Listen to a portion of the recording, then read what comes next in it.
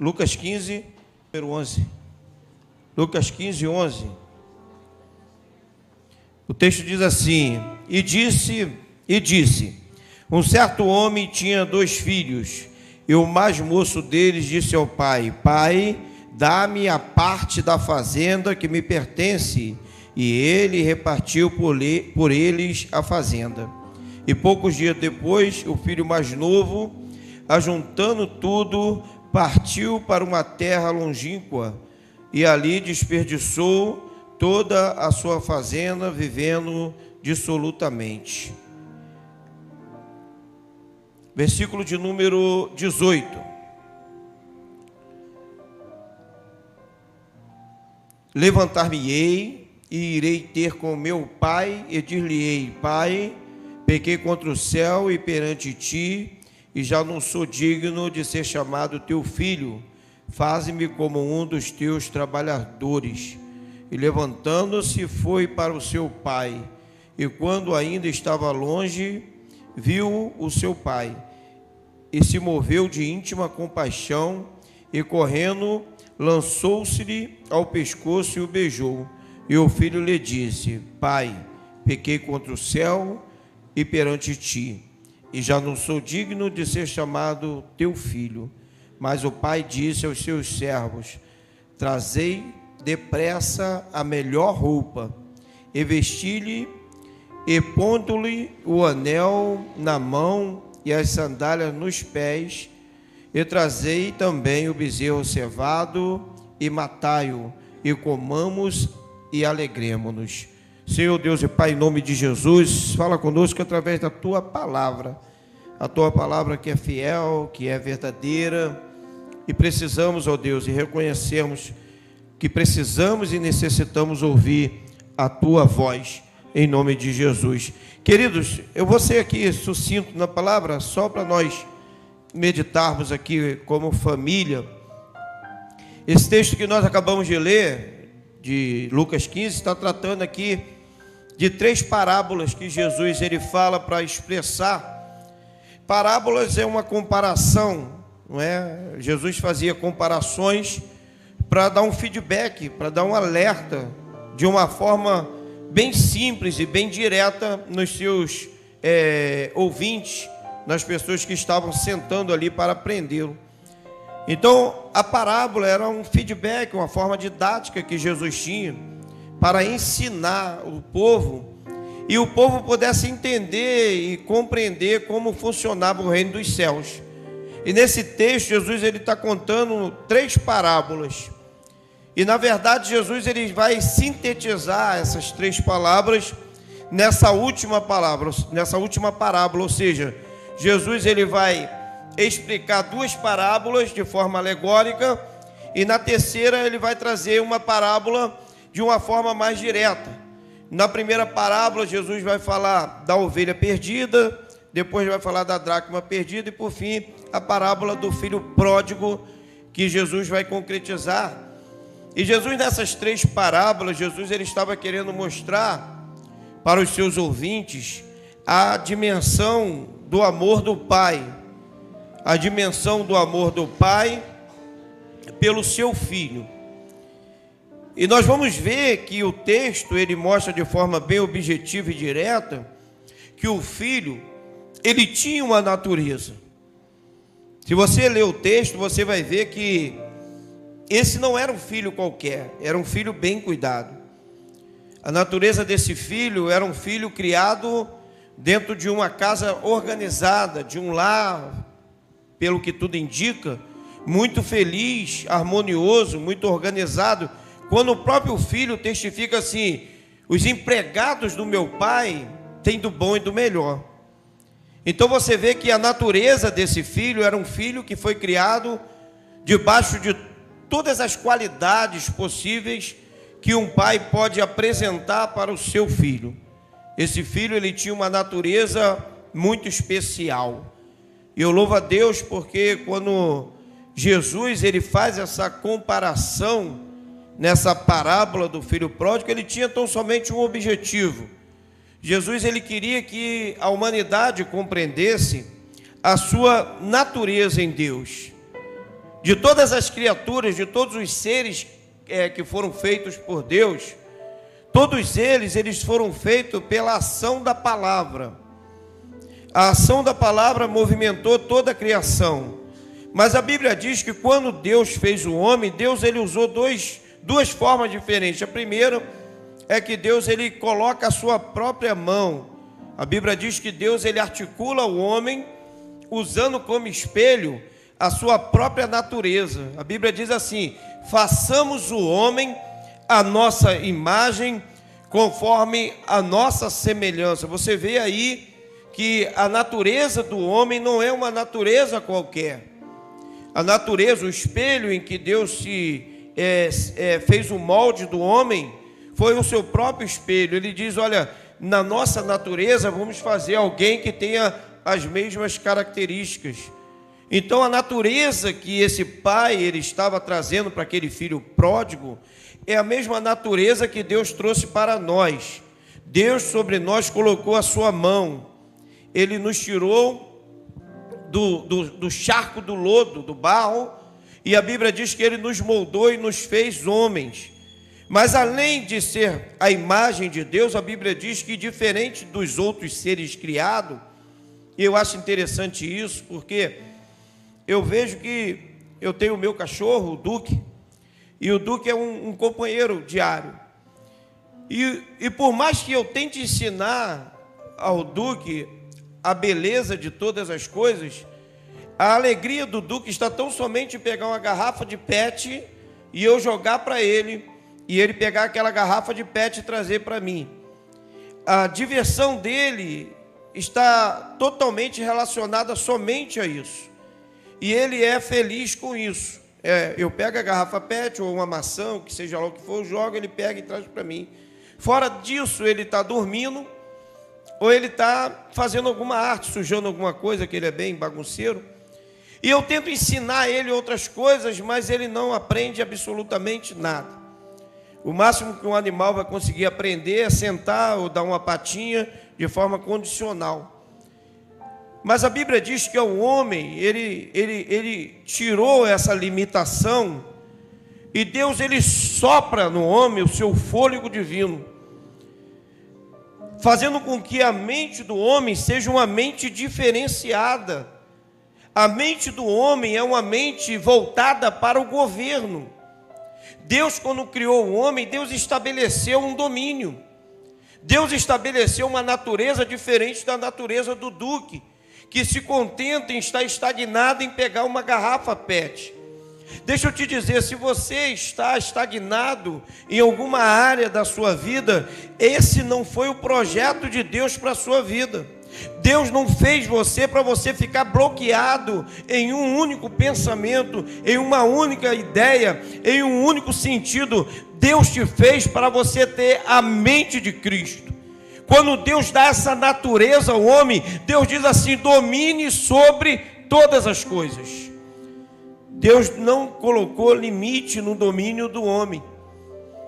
Quando o homem se limita e diz: a minha vida é miserável, a minha casa é miserável, eu sou um miserável, você está se tornando como se fosse um animal irracional. Quando Deus coloca essa natureza no homem, Deus está dizendo assim: aquilo que o homem projetar na sua alma, assim ele é. Se você projeta projetos grandiosos, Deus vai te colocar sobre sonhos e projetos grandiosos.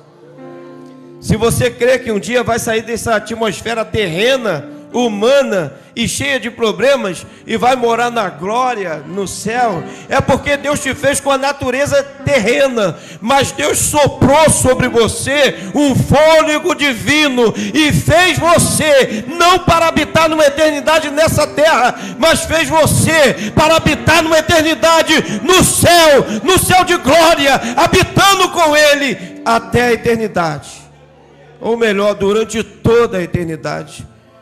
Porque esse até é coisa terrena. No céu não tem fim. Nós viveremos a eternidade com Deus. Você consegue compreender isso? A primeira lição que nós aprendemos é que esse filho tinha uma natureza. Eu li essa semana, alguém colocou no Facebook: esses pastores são chatos que botam lá. Vira para o irmão que está do seu lado e diz: nós temos uma natureza. E isso cria em nós bloqueio, porque a gente lê uma crítica dessa, a gente fala assim: poxa vida, eu não vou falar mais isso, porque essa irmã não gostou, ela que vai para o inferno. Vira para o irmão que está do seu lado e profetiza sobre ele: você não tem bloqueio na sua vida. Aleluia, porque você é boca profética. E se você limita isso, e muitas vezes nós compreendemos isso, você é ação direta do culto, participante direto do culto. Eu não estou fazendo monólogo não, isso aqui é uma pregação e tem que ter resposta. Aleluia. E a resposta é essa interação. É você, boca profética, é você, lábios proféticos. Você conhece esse irmão que está do seu lado, você congrega com ele, veio como convidado, é seu amigo, veio como visitante, veio para receber uma palavra, então libera essa palavra. Aleluia. É claro que também vai ficar exagerando toda hora falando, não, mas de vez em quando falar é bom. Então a gente põe um equilíbrio, né? Não vou falar muito não, porque tem gente que não gosta, mas eu não posso deixar de falar, porque isso é bênção para a sua vida. Um abraço cura, querido. Você não tem noção. Tem dia que a gente chega aqui e tudo que a gente quer é que alguém coloque a mão no nosso ombro e diga: ó, Deus é contigo. Deus é contigo, meu irmão. Isso é um alívio de Deus para a nossa vida. Diga para o seu irmão: a natureza é divina. Aleluia. Jesus queria que esse homem entendesse isso. Jesus queria que o povo que estava ouvindo aquela parábola entendesse isso. Ei, você tem uma natureza. Não saia da casa do Pai, não saia daquele que te criou, não saia do lado daquele que te formou. Você já percebeu que o objetivo de Deus aqui era que a família continuasse junta, que a família continuasse reunida? Poxa, tudo que eu queria na vida era que meu pai tivesse nem uma fazenda, um quintal, um terreno, deixasse de herança um terreno. Esse filho tinha uma fazenda e ele está abrindo mão, porque ele perdeu o senso da sua natureza. Tem muita gente, querido, que tem uma eternidade pela frente com Deus, mas está abrindo mão porque perdeu a essência da sua natureza. A segunda lição que eu vejo nesse texto é que esse filho tinha uma casa. E casa fala de um lugar para você ter celebração. Você viu como finalizou o texto? O texto finaliza dizendo o objetivo da casa: mate o novilho cevado, coloque a sandália no pé, o anel no dedo, chame os convidados e vamos festejar, porque casa é lugar de celebração. Casa é celebração. A família, ela não precisa de casa para ser família. É verdade ou não é? Não precisa de casa para ser família. Porque se precisasse de casa para ser família, não teria um monte de família sem casa. É família, não é verdade? Mas, no entanto, está desabrigado, está morando debaixo da ponte, não tem uma casa. Então, por que nós queremos uma casa, apesar de sermos família sem ter casa? Nós queremos uma casa porque nós sentimos a necessidade de termos o nosso canto. Como o pastor Roberto diz, de chegar em casa e ter uma esposa, ver os filhos, ter uma mesa, né? Se o marido for bom de cozinha, o marido faz a comida. Se a mulher for boa de comida, faz a comida. Se tiver uma sogra e uma mãe perto, ó, filezinho na boia da mamãe. Família, casa lembra de comunhão. Ele estava dizendo aqui que esse jovem, ele tinha uma casa. Olha, querido, tem muita gente que fala assim: pastor, eu não preciso de igreja para ser de Jesus. É verdade, concordo com você 100%. Mas você já viu o estado de quem vive fora de uma casa? Você já viu como fica uma família que não tem um chuveirinho para tomar um banho? Você já viu como fica uma família que não tem uma mesa para comer um alimento? Uma casa que não tem um quarto onde possa organizar, ou não tem um guarda-roupa para guardar as suas roupas? Você, quando passa na Avenida Brasil, ali pela altura de Bom Sucesso, você olha para a sua direita, pela sua esquerda, você vê um lugar de famílias que estão vivendo sem ter casa, e você já viu o estado deplorável que vive aquelas pessoas que são família, mas que não têm casa. Eu quero trazer isso agora para o reino. O cristão que diz: eu sou cristão e não preciso de uma casa espiritual, porque eu sou cristão em qualquer lugar. Deixa eu te dizer, o seu final espiritual vai ser como o final daquelas pessoas que têm família, mas não têm uma casa.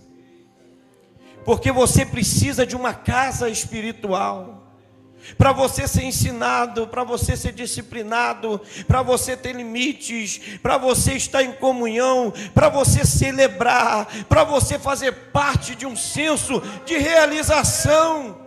Querido, sabe o que acontece aqui dentro? Aqui dentro nós nos sentimos realizados. Eu não preciso ter carro, não preciso ter muito dinheiro. Às vezes nós estamos passando por um momento de dificuldade, mas a igreja nos dá um senso de realização. Que realização é essa? É o Espírito Santo que habita em nós.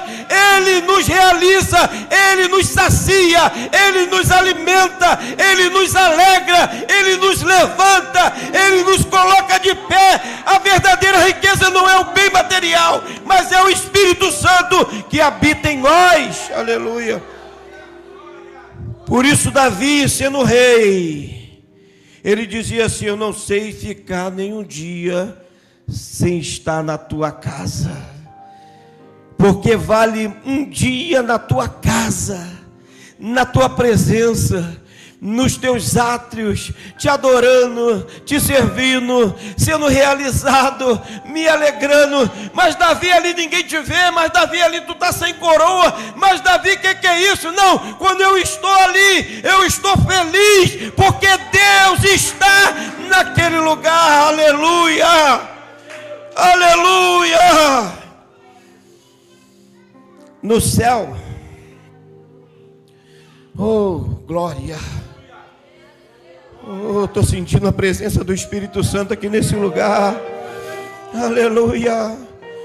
O livro de Apocalipse, no capítulo de número 5, vai dizer que lá no céu, lá na eternidade, quando os 24 anciões, eles chegam diante da sala do trono, no lugar da adoração, na casa do culto, no lugar de receber, no lugar de sentir a presença de Deus, a Bíblia diz assim: e os 24 anciões, eles se prostram diante do trono, eles se prostram diante do Cordeiro, e tirando as suas coroas, eles lançam aos pés do Senhor. Sabe o que é isso? Aqui, aos olhos do mundo, nós não podemos ser nada, mas aos olhos de Deus, nós reconhecemos que Deus é tudo, e que nós somos dependentes dEle.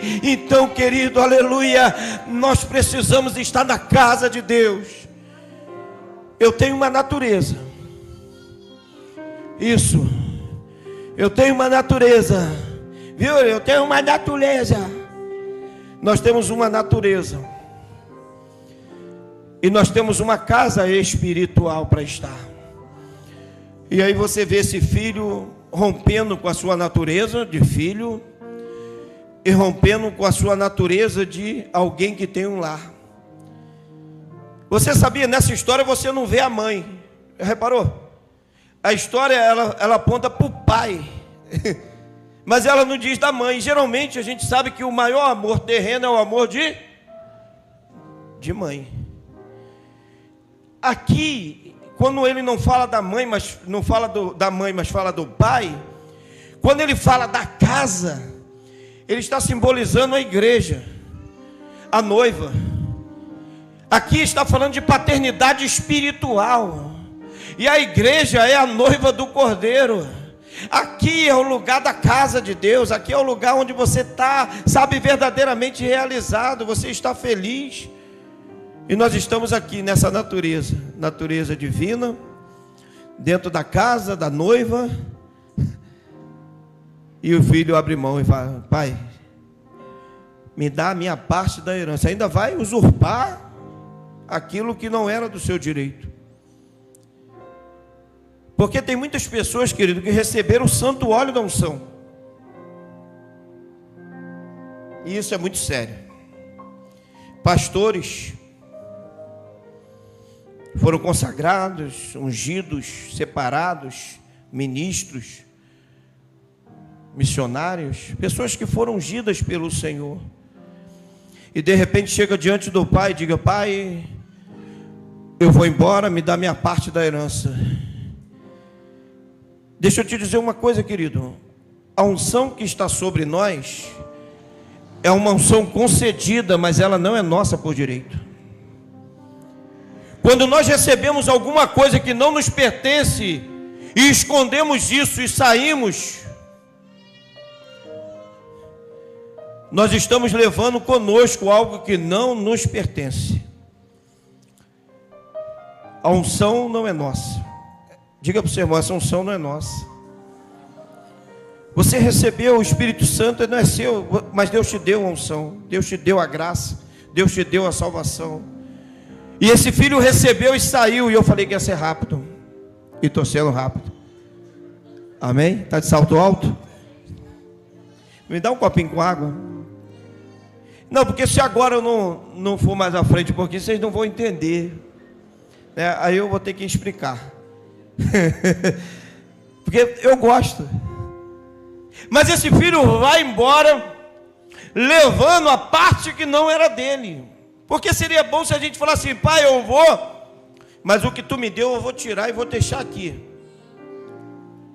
Eu não vou levar. Mas deixa eu te dizer uma coisa. Quando você aceita Jesus, você foi marcado pelo sangue do Cordeiro. Não importa onde você esteja, a unção de filho está com você. Você é filho de Deus, você foi comprado pelo Senhor. E a Bíblia diz que o pai ficou aguardando até que o filho reconhecesse que ele não era qualquer pessoa e que retornasse para a casa do pai. Aleluia. Por isso você vai ver que a igreja, ela não vai apagar a candeia. A candeia do pai tem que estar sempre acesa. É por isso que a igreja se reúne quinta, domingo, sexta-feira. Muito obrigado. Sexta-feira no monte. É ensaio, é congresso, é evento. É para que a lâmpada não se apague. Uma hora o filho vai cair em si, porque ele não vai deixar de ser filho, porque ele está afastado da casa do pai. Porque a unção de filho permanece como unção de filho. E Deus não abandona um filho seu. O Senhor vai buscar, o Senhor vai tocar, o Senhor vai trabalhar. Mas a Bíblia vai dizer que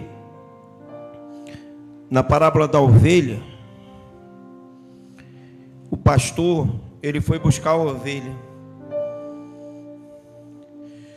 Na parábola da candeia, a mulher acendeu o velador e ela procurou a dracma. Na da ovelha, o pastor foi buscar a ovelha. Porque a ovelha, ela tem a sua consciência limitada.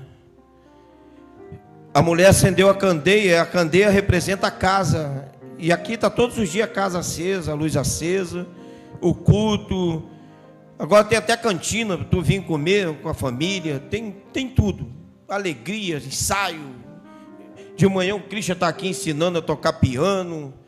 O Christian na terça-feira está aqui na aula do canto. E tem um montão de coisa. Um negócio tremendo. Mas na parábola do filho, a Bíblia diz que o pai, ele não foi atrás. Mas ele ficou da janela na expectativa, porque o filho, o homem, ele é responsável por suas ações, ele tem essa capacidade de refletir. O homem tem essa capacidade. Então o pai, diferente da ovelha, diferente da dracma, ele fica aguardando. A Bíblia diz que alguns feedback, algumas orientações, não é? Algumas advertências, alguns filhos rapidamente voltam. Meu pai, ele tinha muito medo de rede elétrica, muito medo. Eu não sei se eu me tornei eletricista por isso. Eu me tornei técnico de comando, talvez por isso. Porque eu não soltava pipa.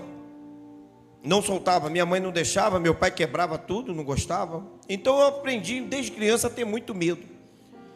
E eu respeitava, mas o meu irmão, ele não respeitava. Meu irmão, ele era desobediente. E o meu irmão, que era mais velho do que eu, 2 anos, para que ele não ficasse assim, exposto, eu ia com o meu irmão, mas eu não soltava, eu ficava sentado do lado dele, vendo ele soltar, mas eu não tocava naquilo, porque minha mãe e meu pai diziam que não podia e não queria, e eu obedecia, não podia. Eu apanhava às vezes porque eu estava do lado dele, mas eu não estava fazendo o que ele estava fazendo, mas eu estava do lado dele, eu ia com ele. E eu me lembro que lá no morro não tinha fio, e meu pai abriu uma concessão dizendo assim, ó, se vocês soltar pipa lá no morro, eu deixo. E eu ia com meu irmão, mas tem um porém, se a sua mãe te chamar, vocês têm que descer na hora. Era a concessão dele, o limite. Minha mãe chamou, a gente tinha que descer. Então meu irmão soltava a pipa e ficava distraído. E eu ficava ouvindo. Eu ficava ligado. Pô, mamãe vai me chamar. E o meu irmão tem que descer comigo. Eu ficava assim. A coisa era tão forte que tinha hora que eu ouvia Edmar. Eu falei, meu Deus, é minha mãe me chamando. E eu descia correndo, vai, fala mãe. Não te chamei. Porque aquela voz, já viu quando você ouve um barulho e fica aquela voz no ouvido, né? Você fecha os olhos, quando você acende a luz te acompanha. Será que sou eu que acontece isso? Acontece contigo, José? A luz, a doidinha também. Então a minha mãe não me chamava, mas eu ia. Mas tinha lá um amigo nosso, que a mãe chamava, gritava, mandava recado, e ele não ia. Ele não obedecia. E eu me lembro que esse amigo, ele morreu muito cedo, assassinado, muito cedo. Em contrapartida, o nosso feedback de ouvir a voz, até onde não tinha voz, fez com que a gente andasse com mais precaução, com mais cuidado e com mais zelo. Um agarrava no outro. O meu irmão falava, tu é muito bobo, rapaz. Bota a pipa no alto, solta, passa o cerol. Até hoje, quando eu vejo uma linha de pipa, minha mão começa a suar de nervoso. Eu não pego, nem toco. Parece que vai me levar aquilo, eu não gosto. Tem gente que gosta, mas eu aprendi desde novo a não gostar. Então, a mesma coisa nessa parábola do filho pródigo. Tem pessoas que no primeiro toque de Deus, no primeiro feedback de Deus, no primeiro alerta de Deus, essa pessoa vai falar, Deus está me chamando, e essa pessoa larga tudo e vem. Outras pessoas vão ouvir Deus chamar, vão ouvir o mensageiro, vão ouvir o recado, vão ouvir alguém gritando, Deus está te chamando, sai daí, Deus está te chamando, vem. E essas pessoas não vêm. Eu estou ilustrando isso na minha própria vida para te dizer, o fim do desobediente, como foi daquele rapaz que a mãe chamava, gritava, e continuou chamando e gritando, e os amigos chamavam, gritavam, e as pessoas diziam, sai desse caminho, sai dessa vida, esse caminho de morte. Mas ele aprendeu desde novo a ser condicionado a ser de coração duro. O feedback para ele não valia, a advertência para ele não valia. Então ele pagou para ver pela sua própria desobediência. O pior tipo de pessoa, querido, é aquela pessoa que você alerta, avisa, e ela não é ensinável, ela não aceita conselho, ela não aceita advertência. Mas a Bíblia diz que esse filho, que tinha a natureza do pai, que tinha a sabedoria e a casa do pai, ele não se esqueceu de como era. Eu tinha comunhão, eu tinha abrigo, eu tinha uma felicidade. Quando veio o primeiro aperto, e a Bíblia diz que ele foi trabalhar como empregado, ele foi virar cuidador de porcos. Você já viu que quem sai da casa do pai, sempre a comparação é com porcos? Você já viu? Pedro diz assim, como uma porca que foi lavada, voltou para o lamaçal, assim é aquele filho que se afasta da casa do pai. Sempre a comparação é essa. O demônio, quando ele se manifesta, sempre vai ser uma comparação com porcos. Elas mandam que eu saia daqui e vá habitar nos porcos. Sempre uma comparação assim, com sujeira, com algo ruim. Aquela comparação que eu fiz daquela família que está lá na degradação social, porque não tem um lar, não tem uma celebração, não vê uma realização. Esse filho teve desejo, querido, de se alimentar das migalhas, né, dos alimentos, da lavagem, da coisa podre, da coisa estragada. Eu sou péssimo, querido, com o olfato. Eu sou péssimo. Você pode passar do meu lado com perfume, que eu sou muito difícil de sentir.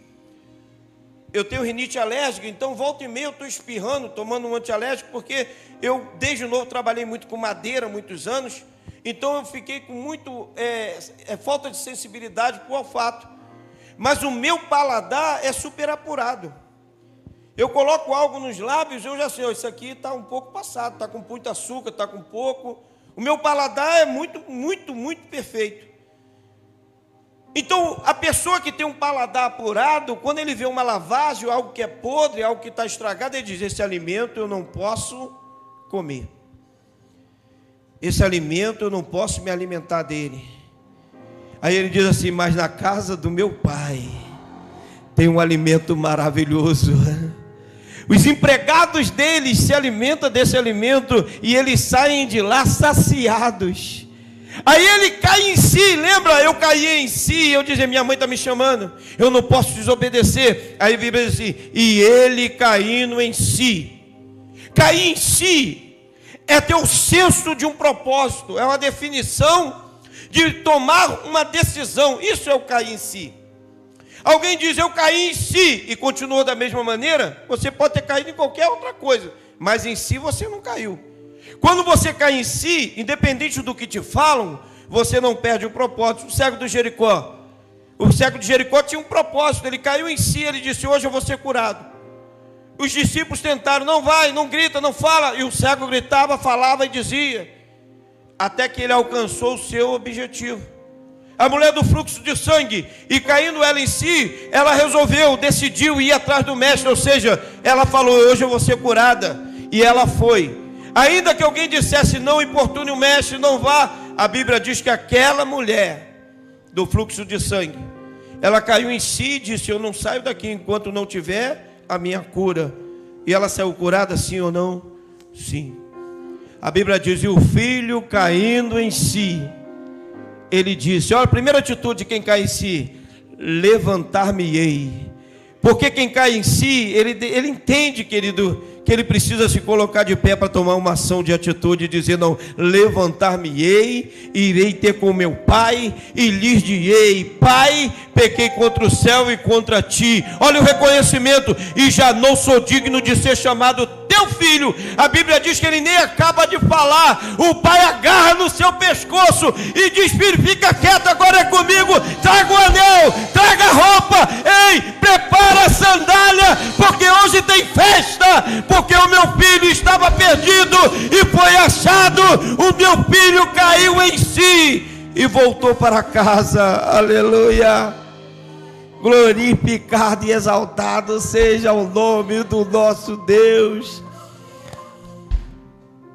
Eu não gosto muito dessa palavra apelo. Eu não gosto. Me perdoe os irmãos que gostam. Pastor, faz apelo. Querido, eu não estou aqui para apelar, não. Me perdoe. Estou falando de algo pessoal meu, tá? Eu não gosto da expressão apelo. Eu não gosto da expressão apelo. Eu gosto da expressão cair em si.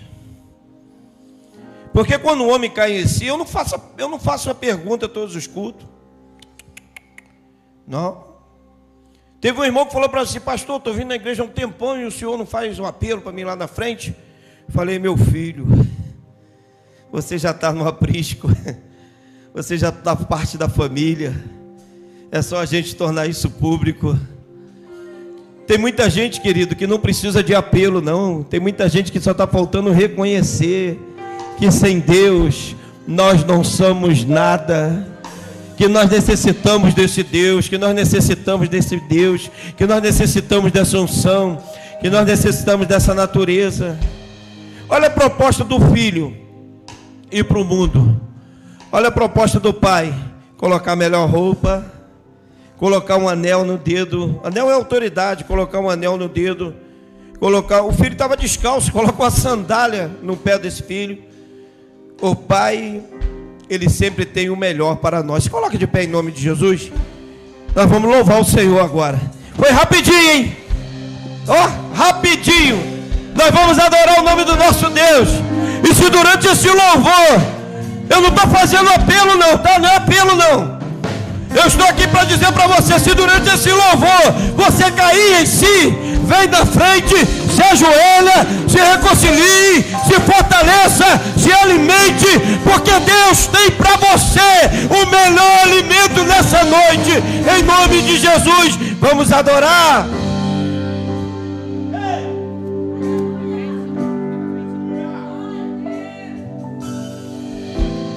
Novos sonhos, novas realizações esperam por ti.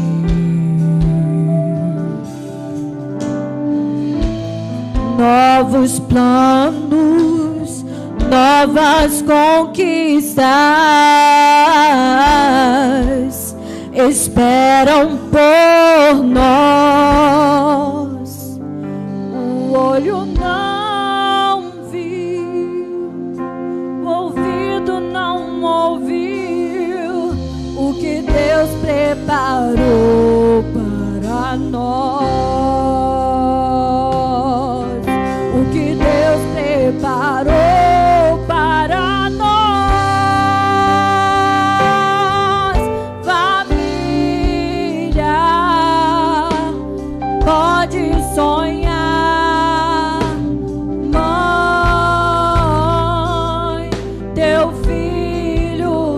Voltar, Pai, na mesa o pão não vai faltar, não vai faltar. Promessas se cumprirão, bênçãos te seguirão.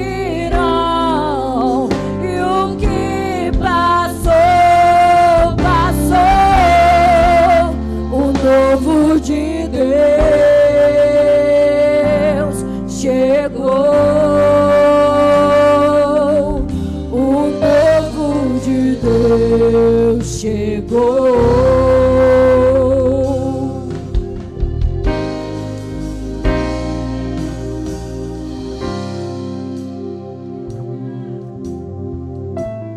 Novos sonhos, novas realizações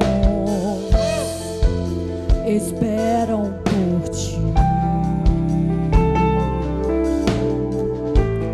Novos planos, novas conquistas esperam por nós. O olho não viu, o ouvido não ouviu o que Deus preparou para nós. O que Deus preparou para nós. Família, pode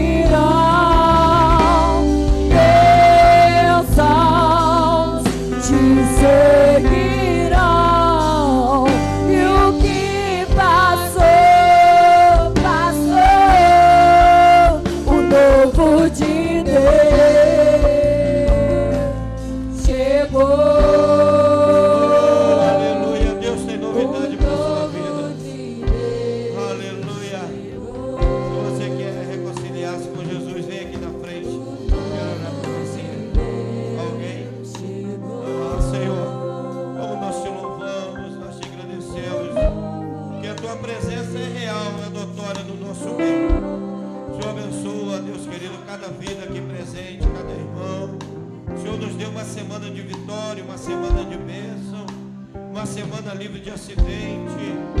Deus querido, coloca sobre nós a tua mão forte, o teu braço. Nós te pedimos essas bênçãos, Senhor, em nome de Jesus. Amém e amém. Estenda suas mãos.